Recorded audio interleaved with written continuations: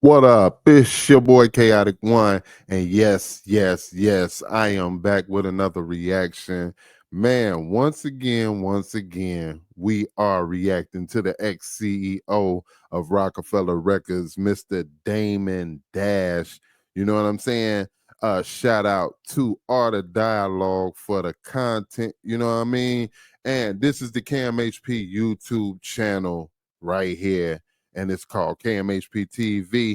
If you're rocking with us, you already know what to do. Y'all watch 1,000 videos. Y'all know how the script go already. And I humbly say, you know what I mean? It is what it is. But tonight we are reacting to Damon Dash once again. Man, I've been reacting to a lot of Dame, and checking out the comments and everything, and watching what people been saying in comments of other videos about Dame. And I just want to say this before I get started real quick. Um, you guys do know that in an interview, you're supposed to talk when they ask you questions and run your mouth. I keep seeing everybody commenting saying Dame Chatty Patty and all this other stuff. And yes, he put that out there.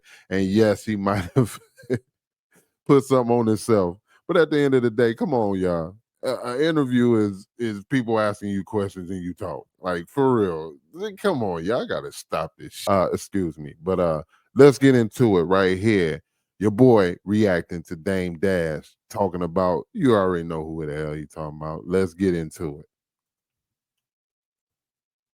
Yeah, that's crazy. But I gotta ask you, in real time, what was your reaction when Pac started dissing y'all? I was ready to get at it.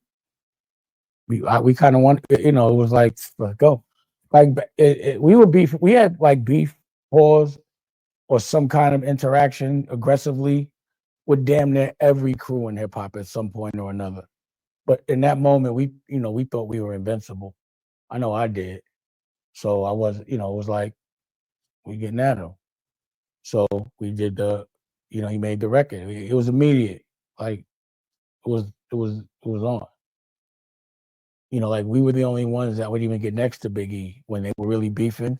That's why he was in our videos for a little while, like Ain't No and Dead Presidents.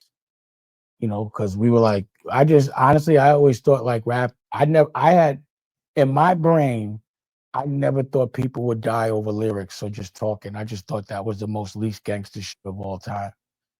So when people were getting killed over rap, when it happened, it was like I just never, I didn't take it as serious as everybody else did. Yeah, that's crazy because words can. I mean, you ought to know that, Dame. Like it's no different to me than somebody talking, just regular talking and disrespecting you or talking crazy. You ain't gonna let them do it, so you ain't gonna let them do it in lyrics either. You know what I mean? But yeah, man, I think Tupac just was on one at that moment. Fresh out, feeling like a lot of people wasn't rocking with him. He wasn't against the whole East Coast. You know what I mean? He had his certain ones, and some reason Jay got stuck in there. But look who Jay is now. So maybe he was right. I would never like get to like risking my freedom or taking somebody's life or really hurting somebody like over talk, not action. Like if nothing like really ever happened but talk. And when it came to us, so he just said what he wanted to say. Like it's not like nobody was trying to kill him, nothing, but we wanted to make sure they wasn't trying to do nothing to us. You know what I mean? It was like, all right, we'll deal with it lyrically. Rap is about battling. Like when people battle, they say some real disrespectful shit.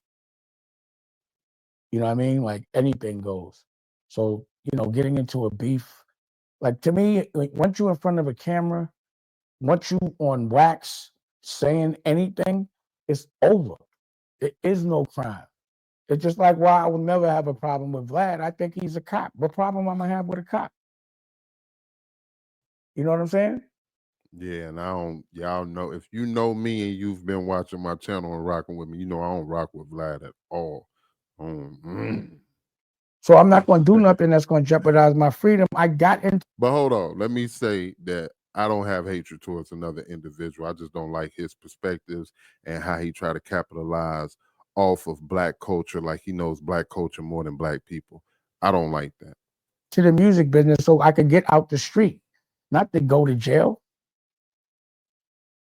You know what I'm saying? So you cannot do anything illegal in public. You cannot say any crime you've ever committed on a record, especially if it's not past the statute of limitation. You can't do it. You can't shoot and then allude that you did, or say you got, like, if I got problems with somebody and I'm in front of cameras, no one's gonna know I got problems with them. I'm not gonna ever be able to take the credit for whatever happens to that person. You know how stupid we look fighting over fucking songs? When have you heard of somebody getting shot over a rock and roll record or a country music record or opera? Why is this the only music that if somebody says something about somebody in the record, somebody got to get hurt? Because we're their entertainment. And it's a business model having us go to jail. Those are facts. I mean, it's facts. He's speaking it after the fact. And yes, he was knee deep in it when he was into it. But, you know, everybody got to grow up and get a little bit wise. And of course, you know, he has. And I agree with him, you know. It's like divide and conquer. Like I'm not having no problems with nobody over no records or just talk. Problems should happen over action, not an opinion of somebody. It's the dumbest shit in the world. Like, have you been to a rap battle? And people could say the shit they say and not fight and not have to get to the guns. The shit, you know, probably can say, but so much. It wasn't like they trying to hurt him. Nobody was. I've never Nas. Any battle we had, our intention was like, we see them, we killing them. That was never ever in the program. It was exact opposite. But we weren't going to be soft and let nobody pause hurt us. But the point is to keep your crew out of jail. Like, for me to send one of my friends to do something, to me, that's the most up shit that you could do to someone you care about, is to have them go risk their freedom for you. I would never send nobody to do no kind of work for me. I would never advise somebody to jeopardize their life. You know what responsibility that is for a person? And then they got something on you forever. That's the way the world is working. Dopamine got everybody high. They get in front of a camera and they say anything. You know? Facts. Anything. They don't even care about the future. They be like, fuck it. Social media changed all that, for real. Excuse my French. Social media changed all that, where people just literally going out on a limb to expose themselves and tell on themselves. We in a state of snitching on ourselves now, and it's what's in. Of course, I ain't part of that. I just don't know why culturally it only happens in our world, and how that must look to the rest of the world. And y'all try to confront Pac when he was in New York, right? Yeah. We always wanted to ask him what the problem was. It wasn't like we wanted to hurt him. Like, we was like, yo, like, why? Like, what the fuck? Like, I thought the whole shit with Biggie and them, I couldn't believe that people died over that shit. Couldn't believe it. Do you remember where y'all tried to confront him at? At the MTV Music Awards. Yeah, that was a few days before he got shot in Vegas. Maybe. It was the one where he had the walkie-talkies. Yeah, he had the suit on with the walkie-talkie. Yeah, that was like the same week he got killed in Vegas or whatever. Yeah, but like I said, it wasn't like it was just me and Jay. It wasn't like we was running with a crew or none of that. We were just gonna be like, yo, what's up? So it wasn't like, he was talking about us. We wasn't talking about him. So, he was coming into New York and we were probably going to be in the same place. So it was like, obviously we knew we were going to run into him. So we were like, yo, we might as well get to him before he get to us. So we were just trying to see, like, yo, what was it? We were just trying to see what his temperature was. Is this rap or what are we doing? You know what I'm saying? That's all. Why did Jay redo Pac, Me and My Girlfriend, knowing that him and Pac wasn't, on good terms? I have no fucking idea. Because he had a girlfriend. To me, that was his introduction. That he wanted everybody to know that homegirl was his girlfriend. That's how I looked at it. That might be facts. That's exactly how he did it. That's how Jay moved, man. You know what I mean? But I was at that point, I wasn't around him that much. Like when that record came out, I was in Europe. I watched the rough cut from like Paris or something. Like that, at that once homegirl got in the picture, our relationship had evaporated. It was already gone. Like I said, he wasn't talking to Biggs for like a year. Him and Biggs weren't talking for like 2 years, a year before that. Like, it might have been like 2 years they wasn't talking. It was crazy. What album was that on? Me and My Girlfriend. The Gift and the Curse or whatever. I wasn't nowhere near him for that. I don't even remember that album. I don't know a record on that album. I was out. Like after the Blueprint, I didn't even pay attention to the Black album.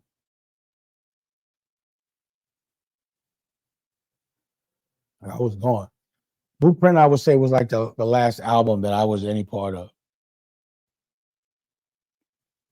I mean, you know, I think after that, a lot of the essence of Roc-A-Fella was talking about our friendship.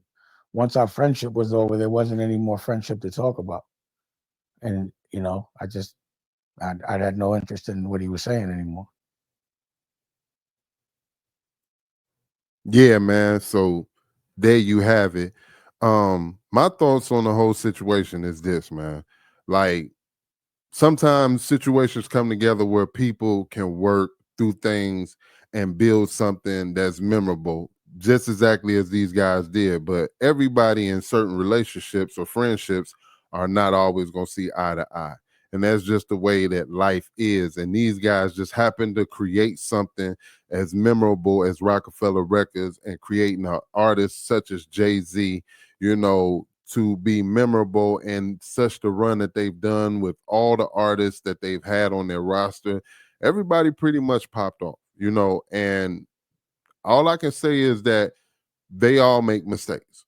You know what I mean? Because even with Jay being a billionaire, because you know everybody compares everything to how much money you got. They don't give a damn about your character or how you treat people or anything. I see them battle back and forth all day. Well, Jay got more money than Dame. You know, I mean, Jay might got more money than Dame, but had y'all ever think that he might have snaked Dame out of positions to have the position that he's had? Because what I'm hearing is that nobody gets the billionaire status on some legit clean stuff. It's always some slime in it. You feel what I'm saying? So I don't know, you tell me, but let's talk about it in the comment section, man. How do y'all feel about the whole situation? Do you think Dame is chatty patty right now, or is the man just being able to tell a story? He was involved directly up until the Blueprint, as he said. You know what I mean? So he has the right, in my opinion, to tell his version of the story, regardless of how we feel that he said what he said in the past or said this or said that. We don't care. You know what I mean? At the end of the day, it's all about owning up. And I believe he's just telling this story now. And, you know, being social media gave everybody a voice. Everybody just got something to say about everything. People will argue over a piece of wood. I've seen them do it online. So this right here, come on. You know what I mean? But this your boy Chaotic One. This is the KMHP TV YouTube channel. You like it, you know what to do, man. Humbly I speak. Till the next video, I'ma holla at y'all. Peace.